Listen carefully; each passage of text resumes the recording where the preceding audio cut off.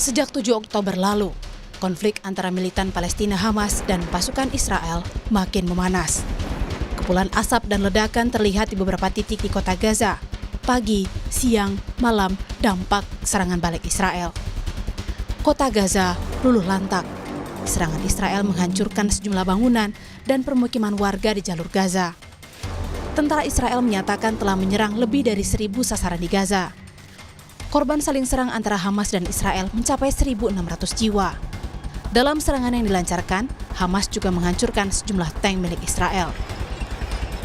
Di tengah gencarnya gempuran pada Senin waktu setempat, Menteri Pertahanan Israel memerintahkan pengepungan total di jalur Gaza. Selama pengepungan, Israel akan memutus pasokan listrik dan memblokade masuknya makanan dan bahan bakar ke jalur Gaza. Selain bangunan rumah penduduk, Rumah Sakit Indonesia di Gaza juga tak luput dari serangan Israel.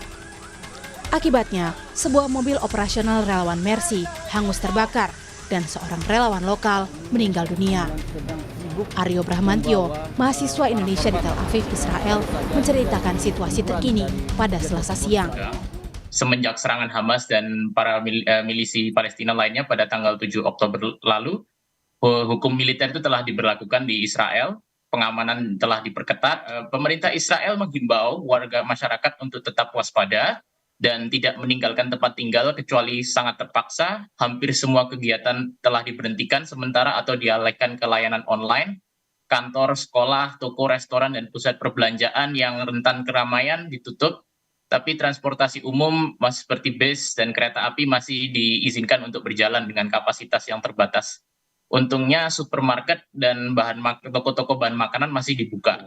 Masyarakat juga diminta untuk tetap waspada terhadap panggilan dan pasan telepon dan elektronik yang mencurigakan, sebab dikhawatirkan adanya kemungkinan serangan cyber juga. Jadi ini serangan yang sangat terkoordinasi dan sangat presisi, sudah di matang-matang perencanaannya, dan kini kita bisa melihat dampaknya di sini. Duta Besar Palestina untuk Indonesia, Samuel Alshon, Selasa siang menggelar pertemuan dengan duta-duta besar Arab di Kedutaan Palestina Jakarta. Syahir, keadaan di negaranya semakin sulit dan jauh dari kata bebas. This is the important message for today, that we are also just to say that struggling and standing and defending ourselves in our own territory and our own cities, our land. And we are having the right according to the international law. Hingga 9 Oktober malam, saling serang antara Hamas dan Israel telah merenggut lebih dari 1.600 jiwa dan melukai lebih dari 6.400 orang, baik dari Palestina maupun Israel.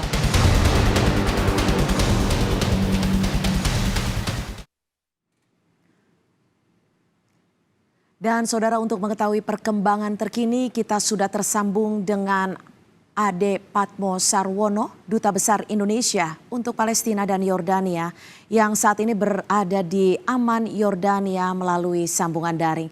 Selamat sore waktu Indonesia, Pak Ade. Selamat sore waktu Indonesia, selamat siang dari Amman, Yordania. Iya, Pak Ade, bisa diceritakan kepada kami di Indonesia khususnya, situasi terkini di Palestina imbas perang dari Hamas dan Israel saat ini bagaimana, Pak Ade?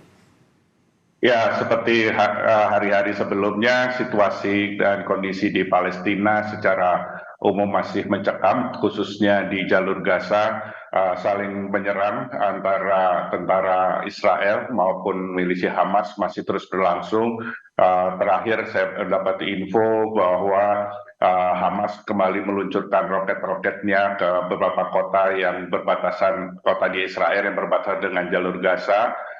Namun juga tentara Israel dikatakan sudah bisa menguasai kembali kota-kota yang semula dimasuki oleh atau diserang oleh Hamas, milisi Hamas. Namun tentunya saya tidak tahu bagaimana kebenarannya, namun yang jelas baku tembak masih berlangsung, serangan udara maupun roket dari Hamas. dan di tepi barat pun juga ketegangan mulai sedikit meningkat. Tentara-tentara Israel melakukan penangkapan terhadap beberapa warga Palestina dan juga menimbulkan korban jiwa. Jadi secara keseluruhan bahwa situasi di Palestina baik di Gaza maupun di West Bank atau tepi barat ini masih tegang dan khususnya di Gaza mencekam.